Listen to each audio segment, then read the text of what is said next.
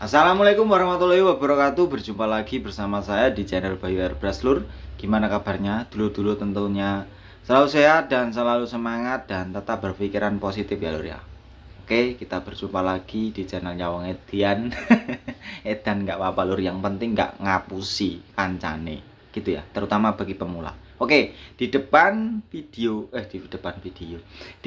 saya ini ada media tangki yang sudah saya filler. Terus terang itu bekas cat lama. Filler sudah pernah saya bahas ya, bisa diaplikasikan di atas cat lama dan juga bisa diaplikasikan di atas dempul. Oke, di sini kita akan membahas sedikit tentang dempul dry sanding putih DS100 dari Auto Glue. Ini dempul saya pengen pakai karena saya pengen kerjaan cepat. Karena untuk DS100 sendiri itu dia mempunyai karakter yang cepat kering ya. Jadi sebelum 1 jam dia sudah siap untuk diamplas. Dan untuk amplasnya sendiri saya modenya mode kering. Jadi untuk DS100 ini sudah support dry sanding ya. Tadi tulisannya dempul dry sanding DS100. Nah, kalau untuk dempul yang satunya, dempul plastik DP100 itu mungkin lebih lambat pengeringan. Karena di sini kita pengennya kerjaan itu cepat, jadi di sini kita pakainya yang DS100 ya. Kalau untuk yang DP100 next video saja kita bahas. Untuk yang kali ini kita akan bahas yang DS100 dulu. Untuk clue yang DP100, clue-nya itu tadi yang sedikit lambat kering. Clue-nya itu ya. Nanti kita bahas lebih detailnya. Oke.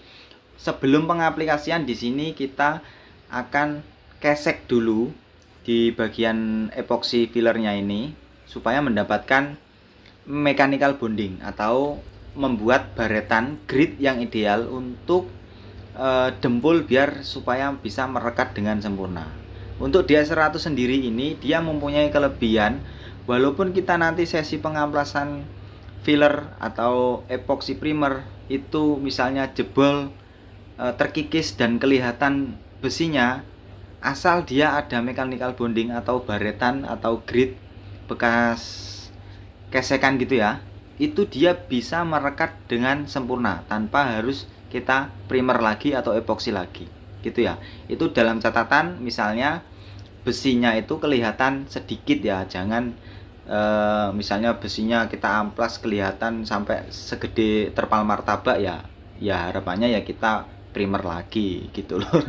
Bukan berarti kelihatan besinya langsung gini, langsung bisa diaplikasikan, bukan. Oke, setelah kita amplas ini nanti kita akan lap dulu menggunakan degreaser silicone remover dari Auto Glue juga.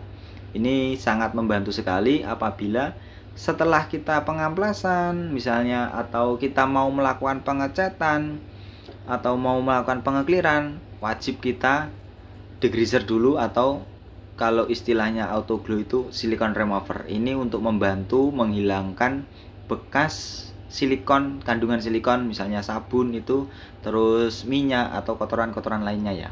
Oke, setelah kita lap seperti biasa untuk pendempulan ya seperti itulah. Mungkin teman-teman juga punya teknik sendiri-sendiri kalau sistem pendempulan. Menggunakan kepi bisa, menggunakan plastik juga bisa, itu senyamannya teman-teman.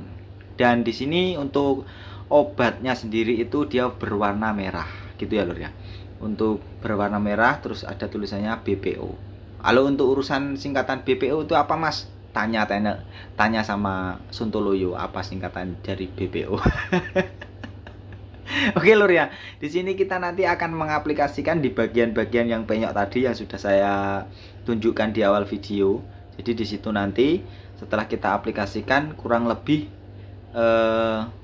di bawah 1 jam nanti kita akan lihat apakah dia memang cepat kering. Lalu nanti kita akan melakukan sesi pengamplasan. Bang, apakah walaupun ada di situ tulisannya dry sanding, apakah nggak bisa diaplikasikan misalnya kita punyanya amplas yang mode wet sanding atau mode basah? Oh, tentu saja bisa, nggak apa-apa Lur. Kalau dulur-dulur punyanya amplas yang mode basah atau masih menggunakan air itu nggak apa-apa. Tapi kalau untuk kecepatan pengeringan di sini dempul DS100 lebih cepat keringnya. Saya sudah membuktikan, sudah meriset di tapi tidak saya video. Kemarin itu di bawah 1 jam dia sudah siap diaplikasikan amplas. Jadi ini sangat membantu sekali untuk sesi pendempulannya. Jadi nggak menunggu lama, tapi sudah siap kita amplas. Dan dia juga mempunyai kelebihan tadi yang saya bilang, walaupun pas sesi pengamplasan itu misalnya kelihatan media besinya, itu dia juga bisa merekat dengan sempurna asal di situ ada mechanical bonding. Mechanical bonding sudah saya bahas. Selain dia bisa merekat dengan sempurna di media, dia juga mempunyai kekerasan yang sangat tinggi. Jadi dempul ini sudah didesain cepat kering, merekatnya sempurna, terus keras. Tapi ada kelebihan lagi, walaupun dia keras, tapi kalau untuk diamplas dia tetap enak ya, nggak keras banget, nggak kayak batu gitu. Oke lur ya, untuk sesi pendempulan sudah selesai. Di sini tadi selesai mendempul, saya terus pulang makan, terus kemungkinan jarak waktunya itu ada 1 jaman. Jadi di sini sudah kering dan siap kita aplikasikan amplas. Untuk amplasnya saya pakai mode kering menggunakan amplas Mirka. Kemarin kebetulan baru beli ya. Jadi untuk pengamplasan ini seperti biasa, saya menggunakan orbital sander. Kalau dulur-dulur nggak punya orbital sander, pengennya ngamplas mode kering, bisa pakai finish one atau enggak pakai amplas yang roll-rollan yang manual tapi yang sudah support dry sanding atau mode kering. Oke ya lur ya, untuk pengamplasan pertama di sini saya pakai ukuran 120, gunanya untuk menghilangkan bekas sayatan atau tarikan dari kepi. Pasti nanti ada pertanyaan semacam gini, Mas beli amplasnya di mana? Mas beli amplasnya di mana? Nanti saya cantumkan di kolom deskripsi belinya di mana. Saya cantumkan linknya.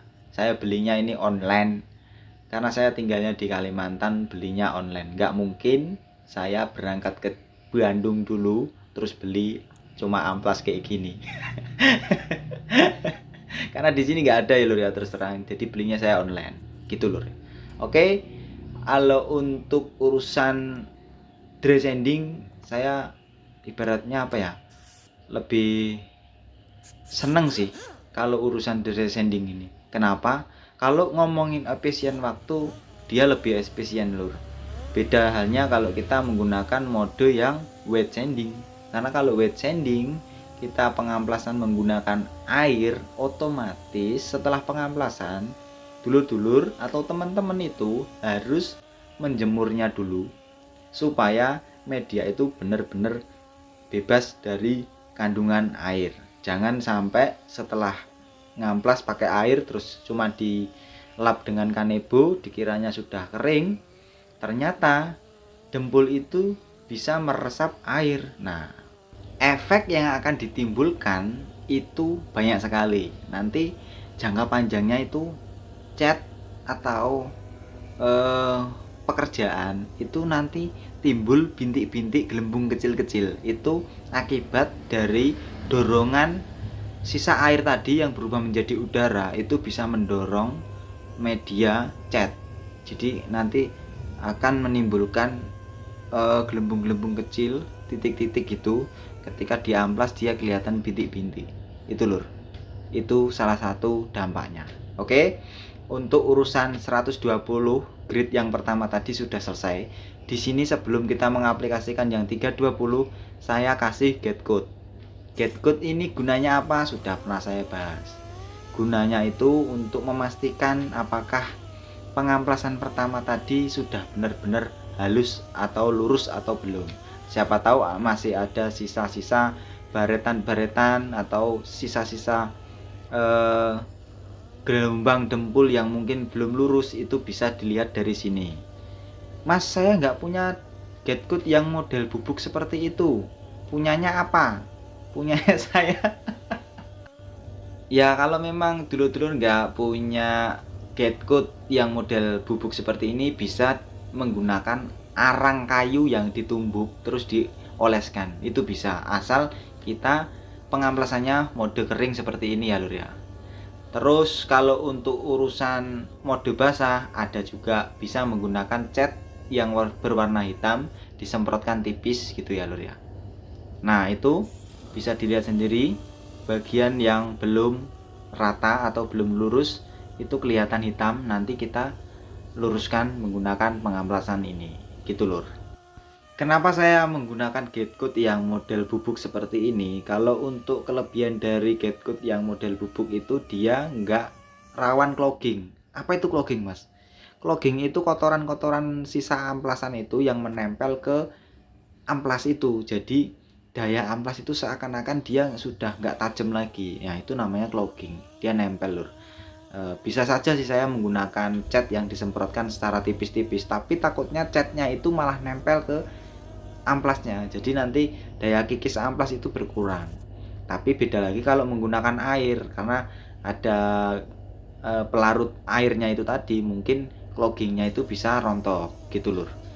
Kalau kita misalnya mode basah, misalnya teman-teman nggak punya amplas yang mode kering, bisa menggunakan Getcut yang mode cat hitam atau cat yang lebih gelap dari epoksi atau dempul.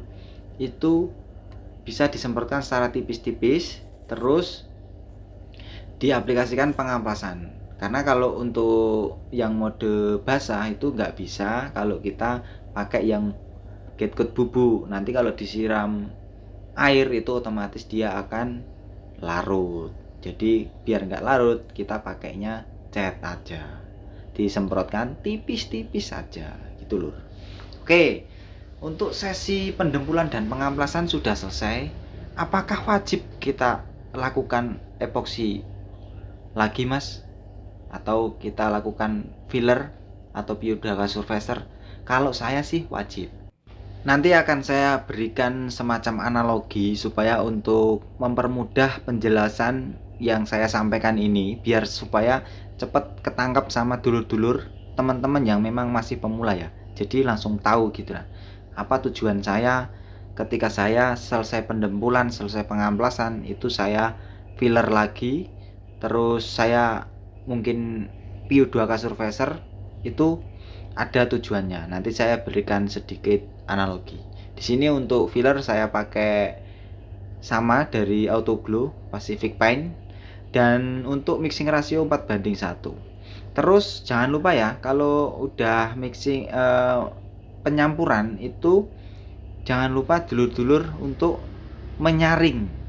Ini gunanya untuk mencegah apabila ada gumpalan-gumpalan, mungkin ada gumpalan atau kotoran yang ada di dalam epoksi atau filler itu sendiri ya lur ya.